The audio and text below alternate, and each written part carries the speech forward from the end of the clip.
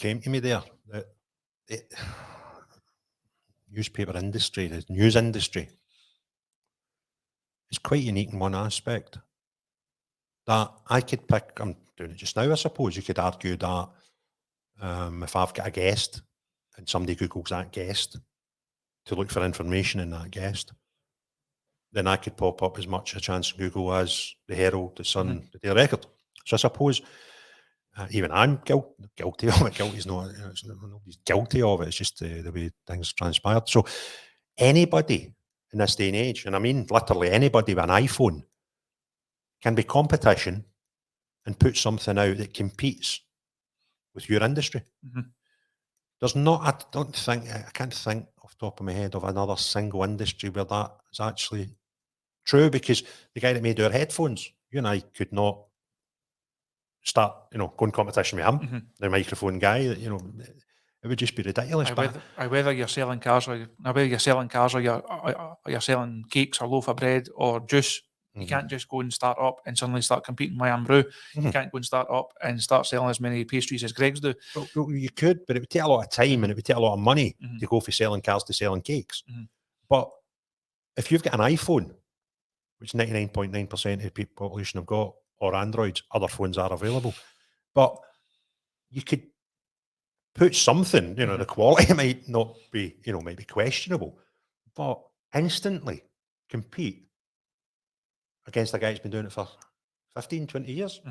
It's incredible. And it's one of the challenges that we face. It's one of the things why we have to say, if you look from a Rangers Review perspective, we have to try and sell it to people of why are we better? Why are we ahead of the competition? What are we offering you as a subscriber that's worth paying for? We're asking you to pay. I've got an offer on just now. Why is it worth £12? Now £12 over 12 months doesn't seem a lot, but the more people do it, the more we can then invest in equipment, the more we can then invest in further members of staff. We can make the website better.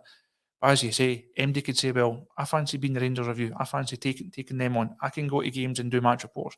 I could do some of the video stuff they do. I could launch a podcast and do it from the house. Chris does it for his house. Why can't I do it from my house? So that level of competition has never been as fierce.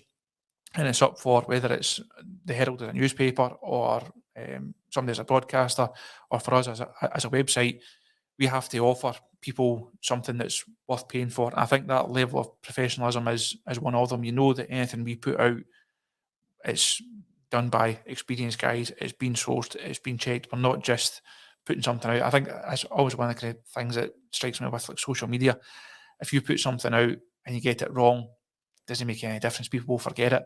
If I put out a transfer rumour and say Rangers are definitely signing him at lunchtime tomorrow, and he goes and he signs for a team down south, that's then cast up to me 6 months down the line, 18 months down the line. And that, I think that's one of the differences between the rise of fan media and the pressures that professional or more mainstream media are under. What we say still carries weight, and that's not to say that bloggers and podcasters and other doesn't. I think people still look at us in a different way, and that's a good thing, because they should do, because there is a level of professionalism, there's a level of pride in our product that should be there, and we want to put out the best that's possible. We want to put out the best videos, do the best match reports, do the best interviews and best analysis, and people should hold us to a higher standard, because we hold ourselves to that standard. Yeah, no, fair point. But this is a bizarre podcast, because, and this is what happens, but I don't come into my podcasts and have a script. I sometimes have 2 or 3 notes that I want to go with a conversation, but I generally just come in and we start talking about somebody. And the idea behind the podcast is to get to know what's behind that person. I mean, your name, your face, your picture will be known to probably everybody that tunes in and watches us. Or why would they not tune in to look at my face?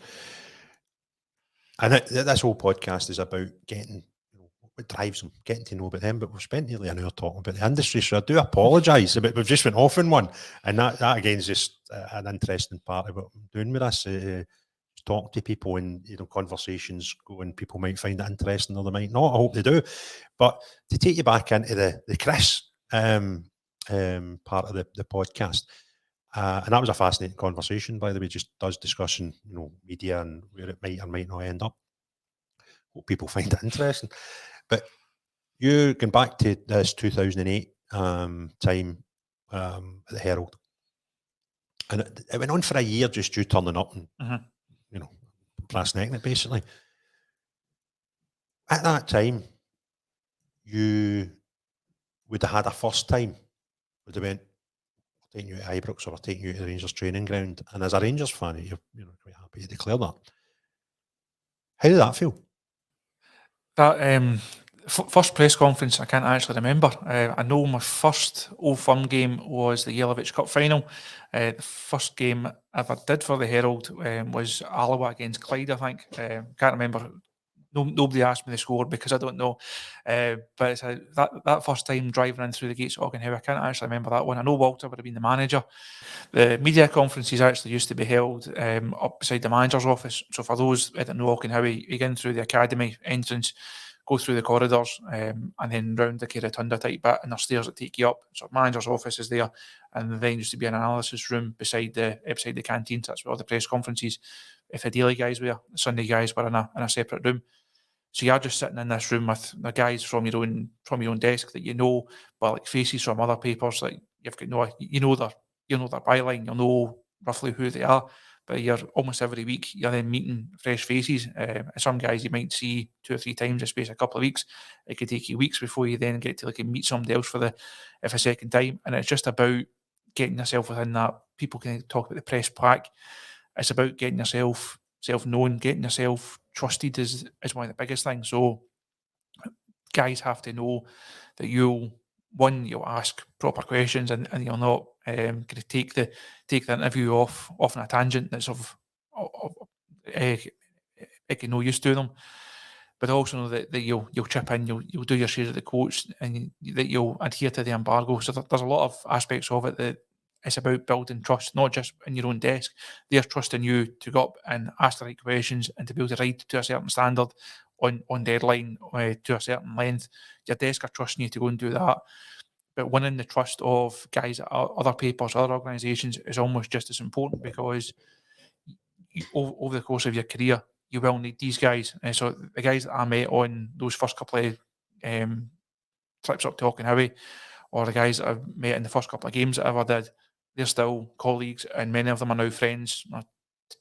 What are we, 14, 15 years on? It's a long time to have those relationships, and those relationships in a number of cases have really gone from strength to strength. And it goes back to those early days. If they make it, it's almost like a player.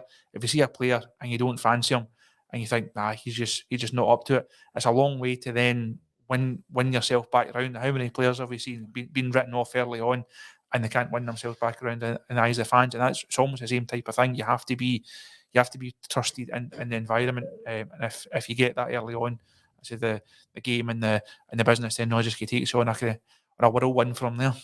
Well, you first question I asked you was about your starting life and whatever, and you declared very early on in this conversation you were at Seville, Rangers fan, all the rest of it.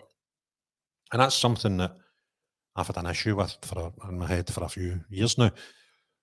You are a guy that works as a journalist in sport, and in specifically, although maybe not always the time, but specifically football.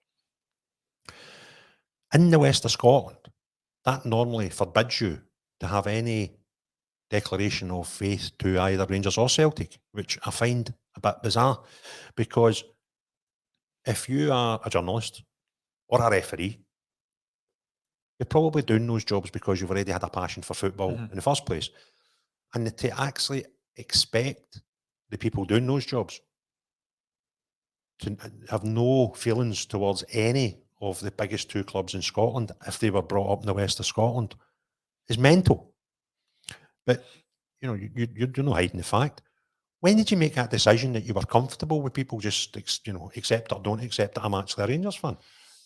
In terms of the press pack, or in terms of the I suppose there's 2 there. There's when would you is it a sort of thing with the press? You don't want anyone to know where your allegiances lie, but I think even more important and a bigger impact in your life might be the public.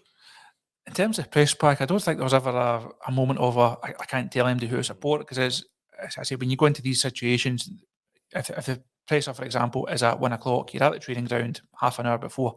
You've got a lot of time. We spent hours and hours of our lives sitting in meeting rooms, waiting on people coming to speak to us. There's obviously conversation then goes on about games, about life, about trips, whatever. So it's these type of things are always going to come up. And if you're one of the new guys, again, I've seen it over the last few years, like work experience guys come in and you say, oh, this is so-and-so, he's in a work experience with the Herald. One of the first questions will be, what team do you support, wee man? No, and it's just... That's any workplace, isn't it, I suppose? That's just a workplace, that's just the industry. And if he says Rangers or he says Celtic, it doesn't make any difference to how he's then going to be like treated by everybody else.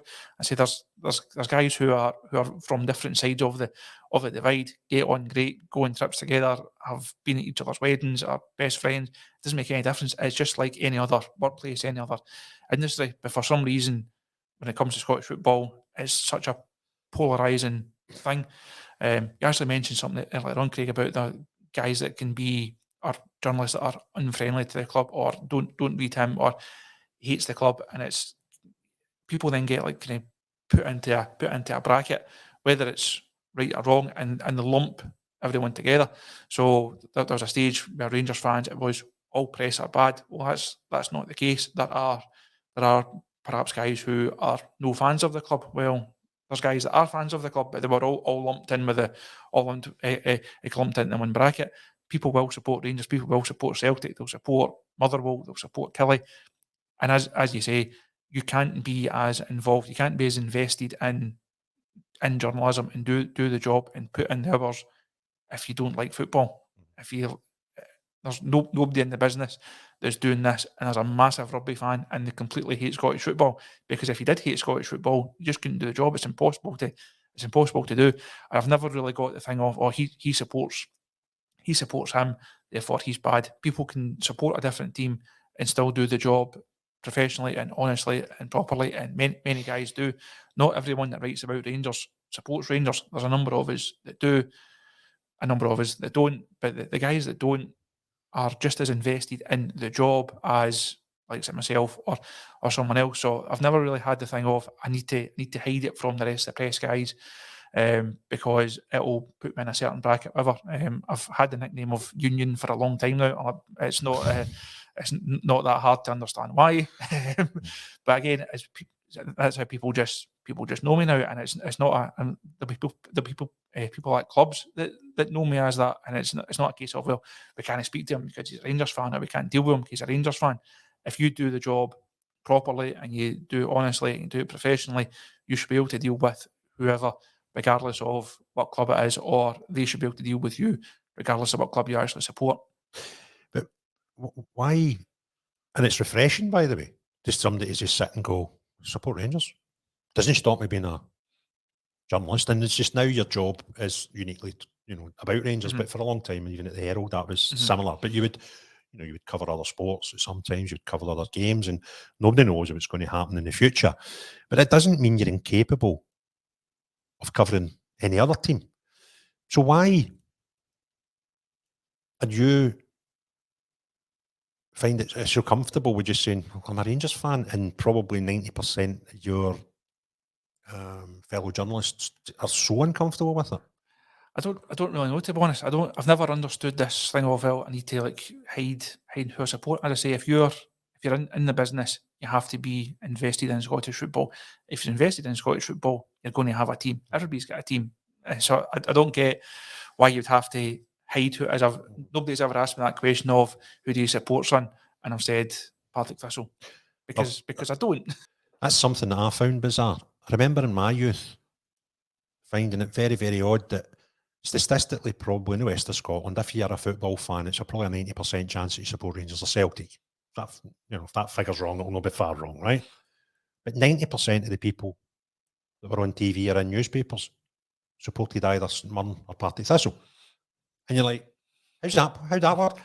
Who stopped the Rangers and Celtic fans working in the press? I've seen the crowds at Firhill. They're not that big. I've done enough games in my time at Firhill to know that they're not always that big. I said I've never really understood that kind of hesitancy to say, like, one, I'm a football fan.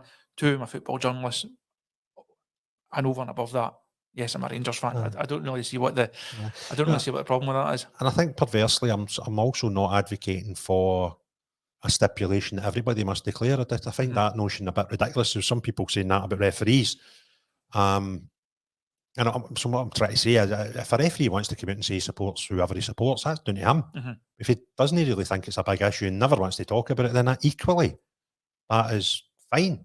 But if a referee goes into a Rangers pub or a Celtic pub, it kind of points in the right direction. But if he doesn't want to come out and just basically say, I'm a Rangers fan, I'm a Celtic fan, kind of understand that as well. So I'm not advocating, by the way, that every journalist and official... I'd be asked to sign a waiver and declare it before they start. Well, we're not going to put a wee Star of David on some people and, to define them for the rest of their life and everything they do. But I just find it refreshing. That right on, and 5 minutes into the podcast, you're like, I'm a Rangers fan, I went to Seville, and I'm like, that's not what journalists do.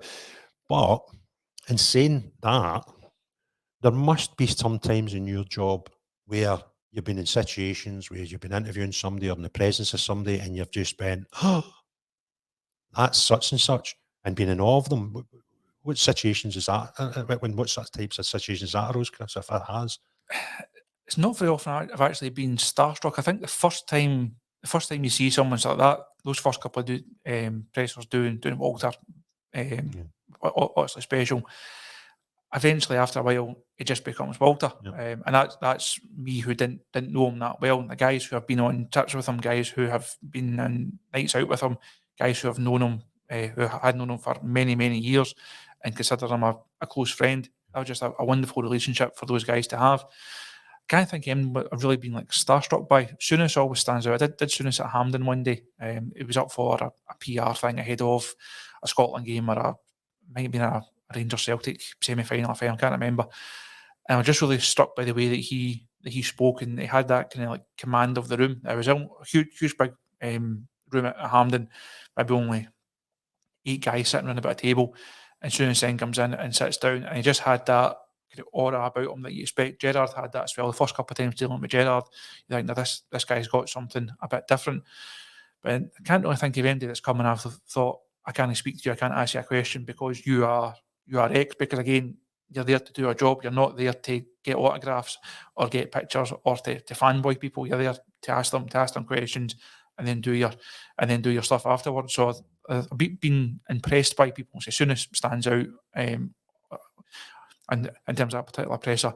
Walter, obviously, guys like McCoist are obviously just great company to be around, and it is quite cool, if you like. You're now, if I go to a game, you'll see McCoist, and I come up and chat, and having these relationships with people who, as kids, you were just like, that's idol type stuff. You grew up watching Walter's teams, you grew up watching Coisty score goals. Now you're actually getting to speak to them. But I think that, again, that professionalism kicks in, and you're there to do a job. But that's not to say that you can't be impressed by individuals. I say Walter, McCoist, Souness definitely stand out from a Rangers legend perspective. In the first wee while that we dealt with Gerrard, he was a really impressive character as well. Even in terms of someone like Gerrard, the first couple of times he dealt with him, I was on his first pre-season, and it was great to deal with. He had that stature, had that aura about him when he walked into a room, and the way that he answered questions. But after a while, he just became Steven Gerrard, Rangers manager, not Steven Gerrard, Liverpool legend, Rangers England captain, all the rest of it. And eventually he knew who you were, and he had that bond with him. So I think over time, that kind of awe factor, if you like, certainly diminishes. As I think through all of them, you're there to do a job. They know that you're there to do a job. So it's not the time for selfies and autographs. Yeah. I think if you get to a certain level with them, so whether it be former players or managers, once you have that relationship and you're friendly, say you're doing a charity do and you went to a shirt sign, you could say, look, by the way, could you go and sign that for us? And because you didn't have that relationship, it'd be no bother at all. You wouldn't walk into your first press conference and say, by the way, Stephen, I'm a big fan, could you go and sign that for me? Because that then puts in his mind, it puts a negative slant on you. It's like, well, who's this wee guy? I'm here as Rangers manager. This is meant to be a professional environment. I'm meant to be asking questions or answering questions, from professional working people, not guys who are just here for selfies. And he actually had that quite a lot. The first couple of seasons in Europe, the number of pressers we went to, like Macedonia and some of the trips, and there was guys just in the audience, or in the audience, audience is the wrong word, in the press conference, guys just there to say, I sat in the same room with Steven Gerrard, or I asked Gerrard a question, and guys would go up to him, "Oh, Steven, can you sign that, or can I get a picture, or can you phone my mum?" And it's like, these things are just daft. It's meant to be a professional environment, and to be fair to Gerrard, he handled the whole thing really, really well. Everywhere he went, he was signing shirts and he was taking pictures, because he knew that the one time he said no, that then goes viral on social media, and it made him look bad. And the way that he dealt with, like, being Steven Gerrard was really impressive, and we almost then felt a bit more at ease.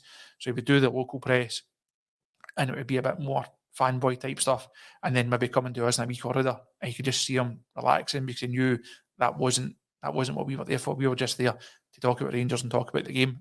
So I think that aspect of it, I think the Scottish press, thankfully, there's a lot less of that. We don't really do that. We don't really have that culture over here. And it's been really interesting going on some of the trips and seeing how other media, like press packs, I feel like, do deal with guys that have that stature. So thankfully, it's not something that we do, because if you did, there's plenty old timers round about that would be quick to give you a slap in the back of the head and bring you down a peg or two. So you're suggesting the Scottish media's moved on since the Jim White days of why are you so good, Brian? I don't think I've ever asked that particular question myself. Depending how this season goes, I might ask it to the manager. You never know. No, I think it's not something that I've seen. I can't remember if I've actually seen it in a Scottish press conference. There's nobody, as you say, it's just cringy. It's not why we're there. It's not professional, and it's not something that I've seen in a Scottish press pack, thankfully. So is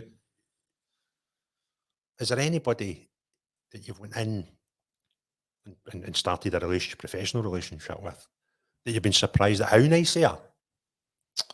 Surprised at how nice they are. Or maybe somebody that you've went in and think, God, you're going to be a bit hard, they're going to be tough to deal with, and they've just been cracking? Probably not from a manager-player perspective. I'll mention Jim Traynor. I don't know if he'll thank me for mentioning him, but people had this perhaps idea of Jim being hard to work for, hard to work with. But during his time as PR at Rangers, I got on with him great. Still speak to him now. And I think he's if you're looking for someone that surprised me, I'd probably say Jim. I think people had this idea of just angry wee man and not nice to deal with, and wouldn't pick up the phone, and be really hard to work with and work for. I know people have had that experience with him, but anytime I've dealt with him, he's been a gentleman, really, really good to work with, and thankfully got on with him great. So I can't think of a manager or player. Rangers managers, I say Walter was great, Coisty was Coisty, Kashinya was obviously whatever he was, and that was just a bit daft. Surreal. Warburton, I think, got on with overly well. Didn't particularly enjoy that. From weird, because him also been my first manager that I dealt with regularly. So rather than being like, can you go and do the Motherwell presser today, or can you go and do Rangers? As soon as he came in and that changing happened, I was in on pre-season in Charleston with him, and during that whole spell, it was me that was doing every presser, every game, every interview, every day's coverage of Rangers. It was me. Didn't go on well with Warburton. Didn't particularly. I don't think he liked me. I said, didn't overly enjoy that particular working relationship. Everybody else since then, there's also been a couple since then. Gio was great. Beale was good in his own way, because he obviously spoke, and you were never short of words. Clement, I've been really impressed by. If you're looking for someone to be surprised by, I'd perhaps put him in there.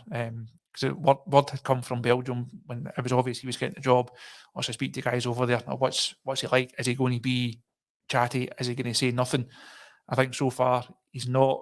He doesn't speak in headlines. He doesn't speak in riddles, or there's no bullshit there. To be honest, it's straightforward, but it's good in that way, because if you ask a silly question, he'll let you know you've asked it. A bit like Gerrard in that regard. If you asked him something daft, and it was answered in a way that he didn't obviously approve of, he's like, well, it became evident that he was unimpressed by the level of question. But that was your fault for asking something silly. I think Clement's got that about him as well. He's got a certain stature, a certain way of dealing with the press guys that's been really impressive so far. So I didn't really know what to expect. Didn't have huge expectations for him coming in, just from what we've heard. Thought he might be a bit reserved and quite kind of straight back. He does have that side to him, but I think there's a number of things he said have been really interesting. So I've been pleasantly surprised by him. Long may that continue. You were saying about Warburton. That surprises me because I did meet him a couple of times, and forgetting about what happened at the end of his career, because there's a big grey area over that, and I tried to ask Paul Murray about that, and he didn't really want to go down that road, which is fine. I totally respect that. So there's a grey area as to what happened in India, but up until that point, I bumped into him 2 or 3 occasions, and he seemed like a nice enough guy. And listen, Paul Murray, I would imagine, would have a bigger insight into what actually happened in URI, and that's just matter of fact. And if Paul decides he does something he's not comfortable or doesn't want to, I've got to appreciate that, and I've got to respect that. But at that time there was 2 totally distinct stories came out. Rangers were adamant he had resigned, and the wee grey area had been, had he actually resigned or had his agent resigned on his behalf. And Warburton, even to this day, I saw a podcast as recently as this month where he's saying, I did not resign for Rangers. Now, that's not even close. There's 180 degrees of difference there. It's not something where you can figure out where the common ground is. There is no common ground here. You either did or you didn't resign, and the 2 parties are saying completely opposite things. What's your understanding of that debacle? Different from Mark Warburton's version of events, but that way. I'd heard about Nottingham Forest. There was a press conference, I think it must have been a Friday, can't remember what the game was. Presser on the Friday, up to the training ground as usual, sitting in one of the meeting rooms, just waiting for them coming in. And I got told beforehand about the Forest interest. Asked them about it, and of course they knocked the whole thing down. Wanted to know why I was asking the question. Wanted to know who told me. Oh, I'm not going to tell you that, obviously. And then within hours, he's no longer Rangers manager. And so the truth was, as you say, it can't be somewhere in the middle. It's either this side or it's this side. So I'm not a journalist. I never pretend to be. Never. Maybe I don't know if I know now and then, but I know now it might have been a career that I'd considered as a younger, because I spent 50 now and I still don't know what I want to be when I grow up. But I knew with the limited contacts I've got that he'd been at other clubs and down south for interviews and didn't get the jobs. And, I'm going, well, there's something going on. And I have no reason whatsoever to doubt the source that I got. And it wasn't a journalist. It was someone within football. And that's me, Craig Houston. No, me, Craig Houston, journalist. That's 15, 20 years experience, 40 years like some of your guys that you're working with. I just found the whole thing bizarre. That I'm like, no, I'm not surprised, So you reckon Warburton's side of the story is probably further for the truth than the club's in? I said it's probably going to be one of these ones nobody will ever have the definitive account, because guys, obviously you've had Paul on, guys that were at the club at that time, it's not really worth their while dragging it up. It's interesting that Warburton is still telling his side of it, and it's still, I say, even just in the last couple of weeks, it's still sticking to his story, and that's fine. If that's how he says that it unfolded, fine. No, nobody can disprove him. But other people also have a different chain of events, and overall, it just wasn't really a Rangers manager that I warmed to. And a couple of conversations with people close to him afterwards kind of soured my thinking of him as well. So I wasn't sad to see him leave, put it that way. Yeah. I think it was probably, if regardless of the circumstances and how it unfolded and whose side of the story is true, I don't think it was a bad thing that Warburton left at that time. I think it was probably the right thing for all parties. Yeah. No, listen, I'm sad to hear you didn't get on with him, because I think as a person, and success at a Rangers manager, or the stuff when he left, regardless of all that, I find him, I'd love to get him on the podcast, and if you're part of him, it'd have been great, because the next thing I'd ask you as soon as we hit stop would be going to give my phone. And the reason is, not to get him on and spend an hour talking about, did you wrap it? Did you wrap it or whatever? Did your agent wrap it for you? That would be a question, obviously. You couldn't have Warburton on and no ask him. But I find his career quite bizarre and interesting, that he went from zero, football background, and just decided one day, having quite a good job in the city and quite a good remuneration package, I'm going to become a football coach. That to me is very interesting, and he's the type of guest that I would love to interview, because that's what I was saying earlier about this podcast. I want to get behind. What made you wake up one morning and say, I'm not going to be a city trader anymore, I'm going to be a footballer? I find that part of him fascinating, and I've watched a couple of podcasts, maybe 3, that he's done since he's left Rangers, and they all ask him about this transition from city slicker to tracksuit coach, but I don't think they went deep enough. And it's just, I would love to spend an hour with him. And if you're watching, I just, I would be interested in getting, yes, you would need to ask him what happened at the end and get his version again, and maybe, a wee couple of follow-up questions. But, to spend the rest of the podcast talking about those sort of things, I think it's just one of those, there can't be many football managers that you've came across with that background. I think it does show that there's no set route to become a football manager these days now. In years gone by, it was former player, hangs up his boots, does his badges, becomes a manager, either does management or he becomes correct you there, a punch. Correct you there, Mr. Struth. Well, going back slightly further than times, it's Mr. Struth, but generally that was the route that managers came through. It was former players, but you've now seen like Michael Beale just woke up one morning, realised he wasn't going to be a football player, he was going to go coaching. Warburton woke up one morning, don't want to be a city trader anymore, I want to be a football coach. Ultimately, I want to be a football manager. And it also shows, I think, that the difference between being a very good coach and being a successful manager. Managers have that X factor. Managers have that something different. They've got that personality trait. It's not just a case of being able to put on a very good training session. It's the man management that comes into it at a club like Rangers. It's having the stature. It's having the mentality. Being able to, if there's guys like me writing bad things about you, brushing it off. It's easy to say, "Oh, we don't listen to the outside noise," whereas really you do.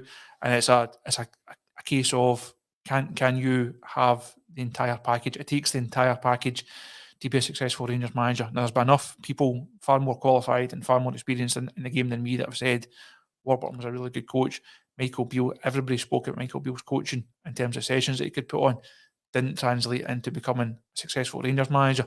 I think there's also something in that. What makes a very good coach, which these guys are, to get to the level that they are and what they've done, and what's the bit that's missing from them? What's Michael Beale missing in terms of being a Rangers manager? What did Warburton miss in terms of being a Rangers manager? What then sets them apart from a McCoist or a Gerrard or someone that just got that X factor? I think it's just a personality thing. It's man management. It's having that gravitas and being able to take people with you. Because in every industry, if you don't like the guy you're working for, you're not going to put not going to put all of it into it.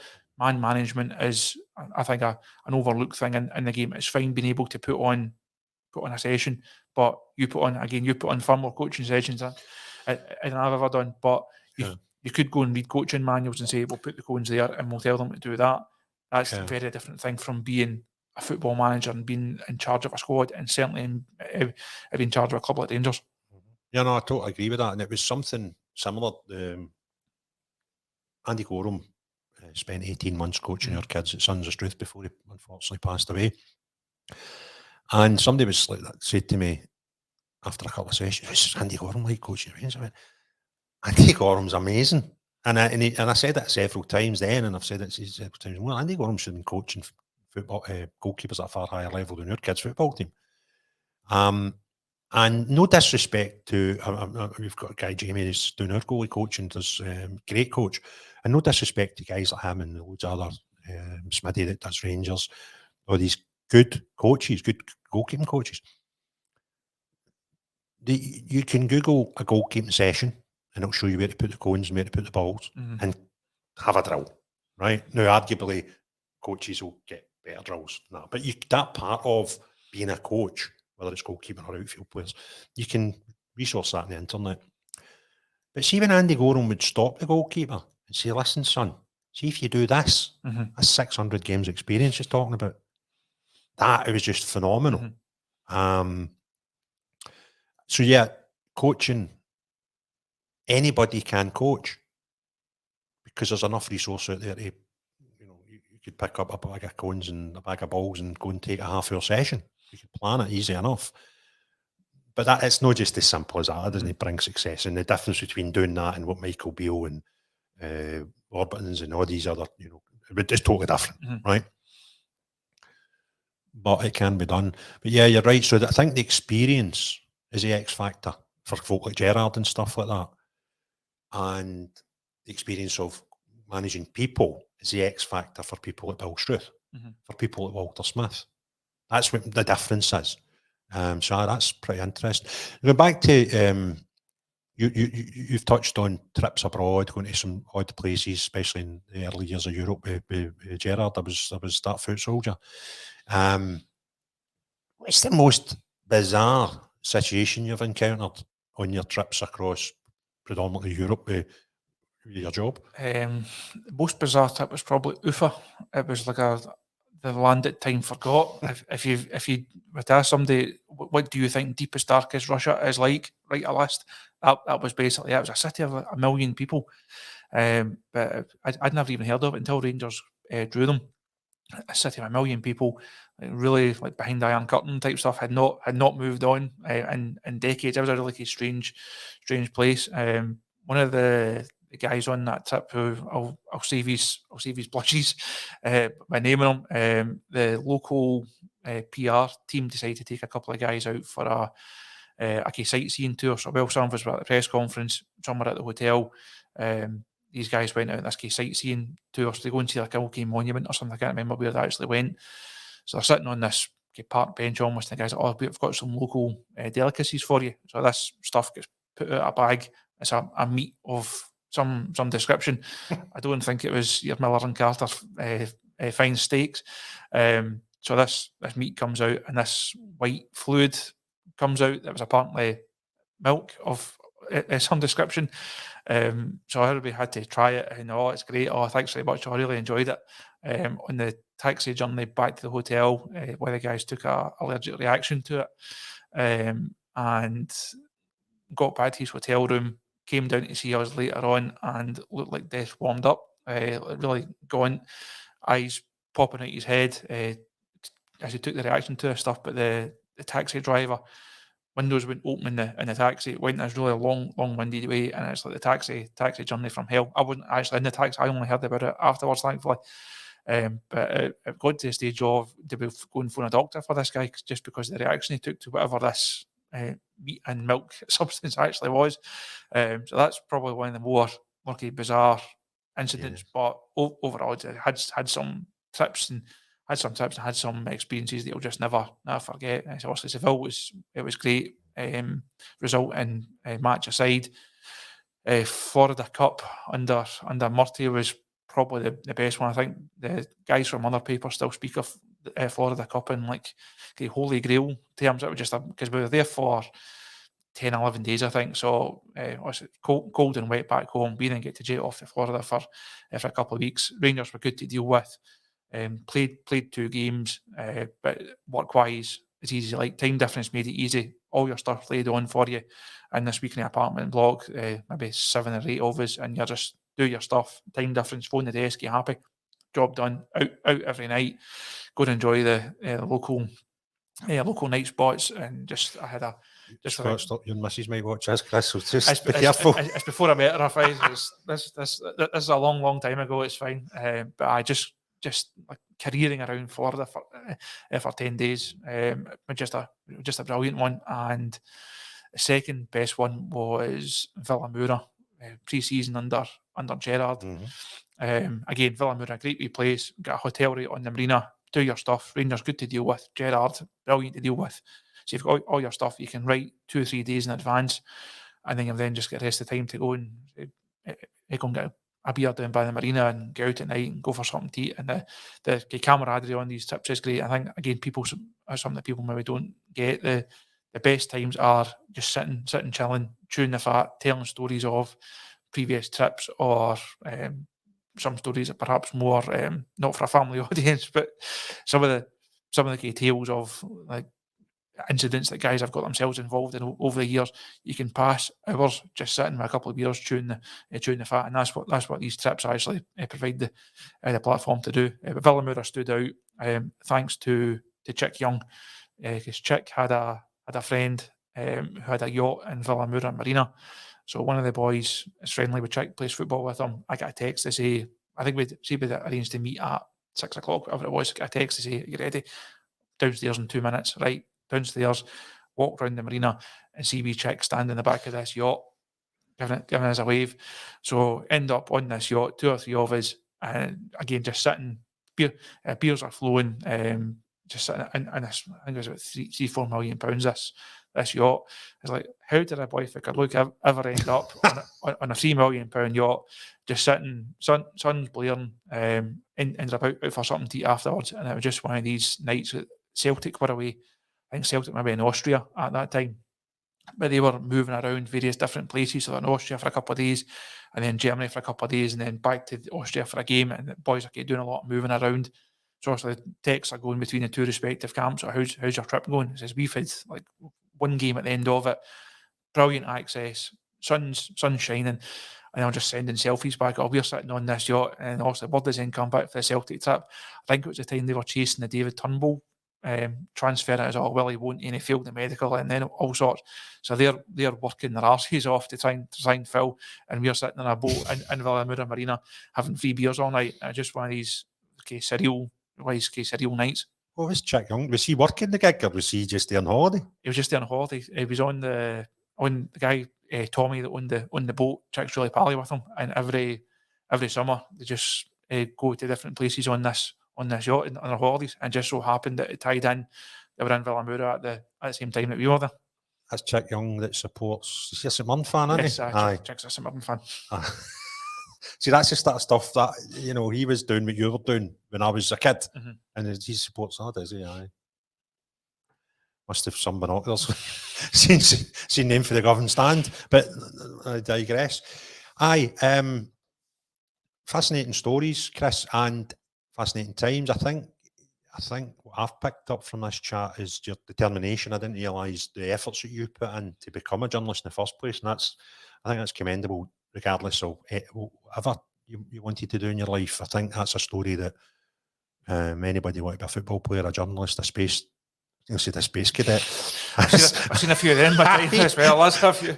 So anybody with any ambitions in life, it's commendable that somebody reached that determination, and they actually go and just saying blag it, but just to show that determination and drive to succeed was a fantastic thing I've learned out of this. So what happens next for you? What is your ambitions? What do you see? What do you see Chris Jack in 10 years' time? Somebody asked me 10 years ago, where would I have been? Who knew? I certainly wouldn't have seen myself at a European final and having a beer in a boat in Villamoura, or almost witnessing the impromptu death of a valued colleague in a Russian city. It's hard to tell. I think the good thing about the move that I made to Rangers Review in the last 3-4 months or so, it's a model that we're really confident in. It's a model that we think will work, a model that we think will give fans a real insight and give them a product worth paying for. It's not something that's relied on advertising revenue. It's not clickbait, to use that phrase from earlier on. It's a type of journalism I've always wanted to do. The type of journalism that you offered me this route into the game all those years ago, that I always fancied doing, that I believe that I'd be best at. So it's something that, it's a small team, but something that we're really passionate about. Hopefully it's something that the fans like, and we think it's going to be the future of Scottish football journalism.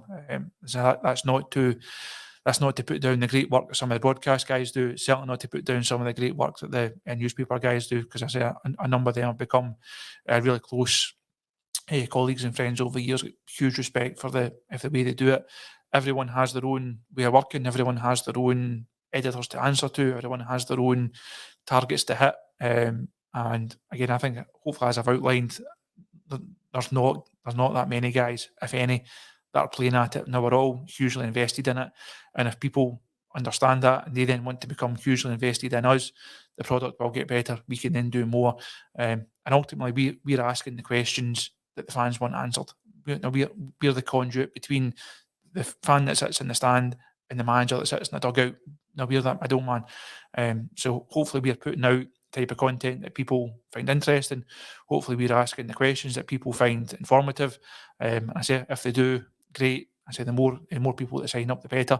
And I think that will be the next stage, next evolution of Scottish football journalism. But it's still, whether that is the future or not, and I think it will be. And if it is, it's formed in the old school values, because the old school values of, one, hard work, two, chapping doors, and always answering your phone, always making the phone calls. They're the foundations of it. You don't get anything just handed to you. And hopefully that's going to come through over a chat, and hopefully those same core values I've been brought up with, the number of guys that I've called colleagues and friends, the number of guys that I've relied on for help and for inspiration and for an arm round the shoulder, sometimes for a kick up the backside at others. All that has made me the writer and the journalist that I am today, and so hopefully that then is taken forward into the next few years, and time will tell what the future holds and where the game takes me. No, that's very interesting. And as I said, the podcast, and you can sit somebody down, you think the conversation is going to go in a straight line there. It's certainly not. It's went like that, and it's been fascinating for me to listen to. For me, that's a bit of connection with the press from. I didn't plan that. What happened to me in 2012, but I now have a sort of more understanding contact with people working in your industry. It's been fascinating for me to see in such a short time, 10 years isn't a massive amount of time, how much it's changed. And it'll be interesting to see where it finishes. And I think there will be casualties. I think there'll be businesses won't do this, because they're not all being switched on enough to say, look, there's a wee bit of niche there. So let's not just stand up saying, no, we're the media. You have blended into the scenery and the landscape that the world's created for you, and that's the only way businesses will survive. But there's a lot of good and there's a lot of bad out there. But it's been great your time, Chris. I say to people often that time is probably the biggest gift you can give anyone, and you've certainly given me a lot of your time, not just today, but since 2012, when I needed some people to give me exposure. So I can only thank you for that, and best of luck going forward. But Chris, it's been fascinating chat, and thank you very much. No problem at all. Have you enjoyed it? As always, every chat we use an enjoyable one, Craig. And we've had many ones over the years. Yeah. We've had more. I think we've probably had more important ones than this over the years. This has been a nice kind of meander through the life and times of the last 15 years. But we think of some of the things that we've done over the years, and some of the issues that we had to meet head on. They've certainly been far more important than me telling stories of Russia and how I got involved in it. So no, thanks for all your efforts over the years, and everything you've done for me. No problem at all. Great to see you again, and I'm sure we'll speak again soon. So listen, guys, thanks very much for tuning in to the latest podcast, and I hope you've enjoyed it. And just a request that I always will have, if you've enjoyed the show and you've not already, please hit the subscribe button. If you've enjoyed this particular podcast, hit the thumbs up and have a chat. Put your comments below. Tell us if you're enjoying it. Tell us where you want us to go in the future. And thanks very much, most importantly, for tuning into this. Goodbye.